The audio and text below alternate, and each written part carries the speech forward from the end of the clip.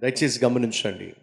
అన్యాయపు సంపాదనలో, పాపిష్టి సిరిలో సంతోషము సమాధానము ఉండదు అనే వాస్తవాన్ని మర్చిపోకండి. నీతిమంతుడు సంపాదించే కొంచెమే బహుమంది భక్తిహీనులు సంపాదించే ధన సమృద్ధి కంటే బైబిల్ ఏం సెలవిస్తుంది? శ్రేష్టం. సో నువ్వు సంపాదించే సంపాదన నీతితోనా లేక నికృష్టమైన పనులు చేశా? ఒకసారి ఆలోచించు. ఆ తర్వాత మరొక మాట, సామెతలు 16:8, అన్యాయము చేత కలిగిన గొప్ప వచ్చుబడు కంటే నీతితో కూడిన కొంచెమే శ్రేష్టం. తండ్రి అదే మాట అన్నాడు, తనయుడు అదే మాట అంటున్నాడు. 37వ కీర్తన తండ్రి దావీదు రాశాడు, సామెతలు కుమారుడైన సొలొమోను రాశాడు. వీళ్ళిద్దరూ కూడా ఒకే వాస్తవాన్ని పరిశుద్ధాత్మ ప్రేరేపణతో మనందరికీ తెలియచేస్తున్నారు. అదేమిటయ్యా అంటే, అన్యాయము చేత కలిగిన గొప్ప రాబడి కంటే నీతితో కూడిన కొంచెమే శ్రేష్టం. 23:4, ఐశ్వర్యము పొంద ప్రయాసపడకుము. ఏమిటట? ఐశ్వర్యము పొంద ప్రయాసపడకుము, నీకు అట్టి అభిప్రాయము కలిగినను. ఏం చేయమంటున్నాడు దేవుడు? విడిచిపెట్టేసేయి. ధనవంతుణ్ణి కావాలి, ఐశ్వర్యవంతుణ్ణి కావాలి, బాగా ఆస్తి సంపాదించాలి అనే అభిప్రాయం కానీ, ఆలోచన కానీ, తపన కానీ నీలో ఉన్నట్లయితే బైబిల్ సెలవిస్తుంది, ఆ ఆలోచన విడిచిపెట్టేసేయి. ఎందుకయ్యా అంటే, దానివల్ల నీకు క్షేమము, సమాధానము, సంతోషము సులభముగా దక్కదు. ఒకవేళ దాని మీద నువ్వు దృష్టిని పెట్టినట్లయితే, దానికోసం నువ్వు ప్రాకులాడినట్లయితే, దానిని నువ్వు వెంటాడినట్లయితే ఏముందో చూడండి బైబిల్లో. దృష్టిని నిలిపిన తోడనే అది లేకపోవును, నిశ్చయముగా అది రెక్కలు ధరించి ఎగిరిపోవును. బైబిల్లో ఒక మాట ఉంది, ఏమిటంటే, నా నిమిత్తము తన ప్రాణమును పోగొట్టుకొనువాడు దానిని కాపాడుకొనును. ఎస్, తన ప్రాణమును కాపాడుకొనువాడు దానిని పోగొట్టుకుంటాడు. అనగా నువ్వు దేన్నైతే కాపాడుకోవాలనుకుంటావో అది చేజారిపోతుంది. ఏదైతే నాకు అవసరం లేదు అనుకుంటావో, ఉన్నది చాలు అనుకుంటావో, దేవుడు నీకు కావాల్సిందని తీసుకొచ్చి నీకు అనుగ్రహిస్తాడు. ఈరోజు మనలో చాలామందికి ఉన్న ఆశ ఏమిటంటే, ధనవంతులం కావాలి, బాగా డబ్బు సంపాదించాలి, బాగా ఆస్తి సంపాదించాలి, బాగా పొలాలు ఉండాలి, బ్యాంకులో బ్యాలెన్స్ ఉండాలి, డబ్బు ఉండాలి అని ఆశ మనలో ఒకవేళ ఉన్నట్లయితే దయచేసి గమనించండి, అది ఎంతో కొంత నీ జీవితంలో నీ ఆత్మీయతకు, నీ ఆరోగ్యానికి, ఆప్యాయతలకు, అనురాగానికి అడ్డుబండగా మారుతుంది అనే వాస్తవాన్ని మర్చిపోకండి.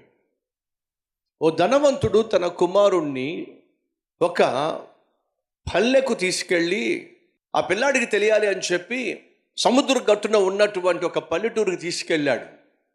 ఆ పల్లెటూరుకు తీసుకెళ్తే అక్కడ పిల్లలందరూ కూడా రోడ్డు మీదే ఆడుకుంటున్నారు.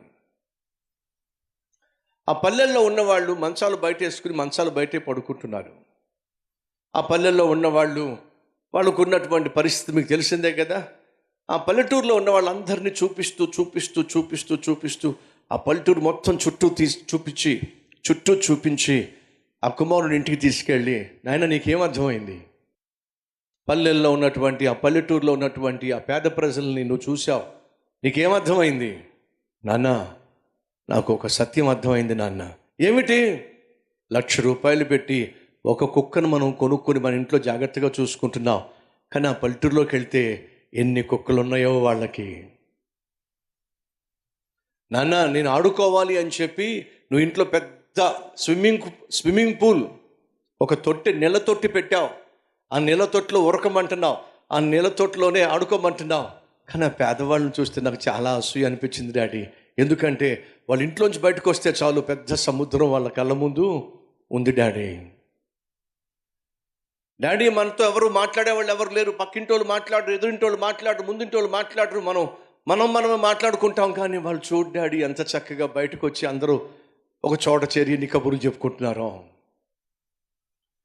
డాడీ మన గదిలో చీకటి ఉండకూడదని చెప్పి బెడ్ ల్యాంప్ పెట్టుకుంటాం. కానీ డాడీ వాళ్ళని చూసావా, చక్కని చందమామే వాళ్ళకి బెడ్ ల్యాంప్గా ఉంది డాడీ. మన రూములో నక్షత్రాలు కనిపించట్లేదు కాబట్టి సీలింగ్లో కృత్రిమ నక్షత్రాలు పెట్టావు.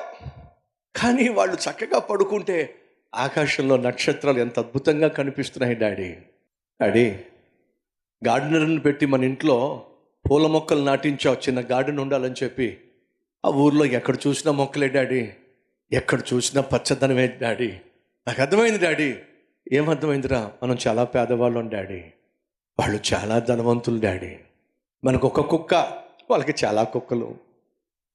ఆ పల్లెటూరులో ఉన్నటువంటి ప్రశాంతత, ఆ పల్లెటూరులో ఉన్నటువంటి ప్రేమానురాగాలు, ఆ పల్లెటూరులో ఉన్నటువంటి ఒకరి పట్ల ఒకరికున్న ఆప్యాయత, అనురాగము ఎక్కడుందండి పట్టణాల్లో?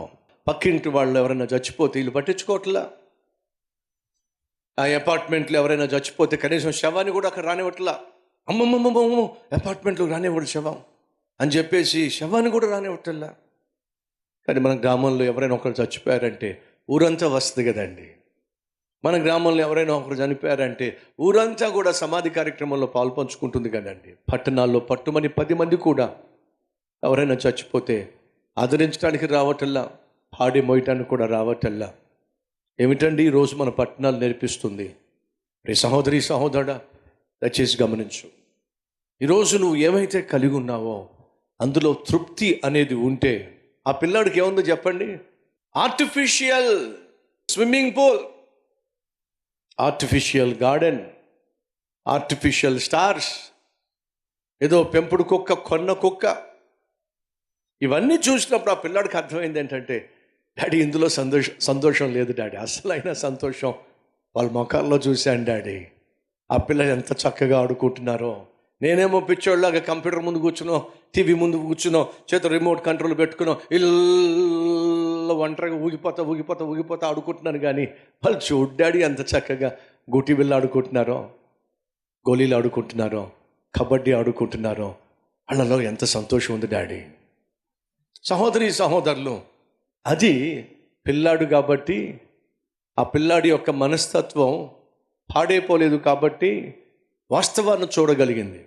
ఈరోజు డబ్బు పెరిగే కొలది, ఆస్తి పెరిగే కొలది సహోదరి సహోదరులు ఆప్యాయతలు తరిగిపోతాయి, ఆనందం ఆవిరైపోతుంది. 10 మందితో నీకున్న సత్సంబంధాలు కనుమరుగైపోతాయి. బైబిల్ స్పష్టంగా సెలవిస్తూ ఉంది. ధనవంతుడు అవ్వాలి అనే ఆలోచన నీకు ఒకవేళ ఉన్నట్లయితే వెంటనే మానేసుకో.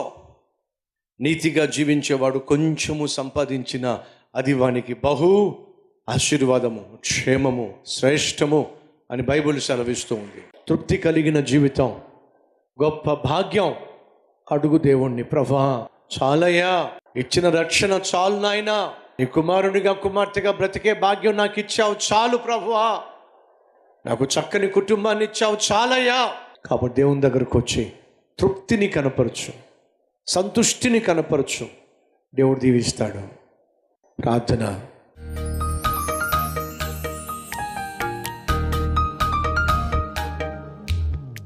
మహాపరిశుద్ధుడు అయిన ప్రేమ కలిగిన తండ్రి, బహుశ్రేష్టమైన సందేశాన్ని మాకు అందించినందుకు నాయనా నీకు వందనాలు, స్తుతులు, స్తోత్రాలు నాయన.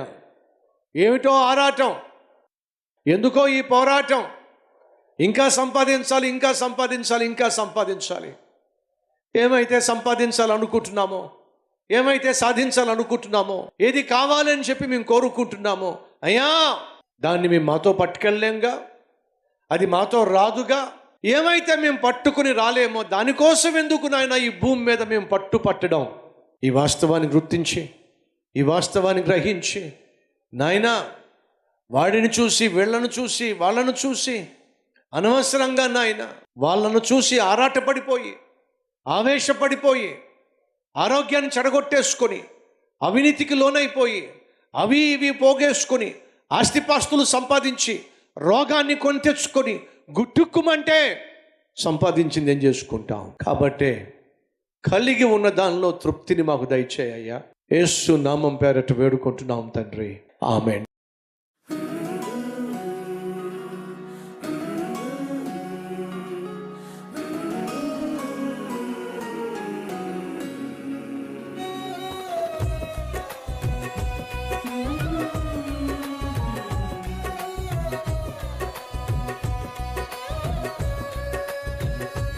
ఈ డైలీ డివోషన్ మీకు ఆశీర్వాదకరంగా ఉంటే 10 మందికి షేర్ చేయండి, లైక్ చేయండి, ఒక కామెంట్ పెట్టండి. దేవుడు మీకు తోడై ఉండును గాక. షలోమ్.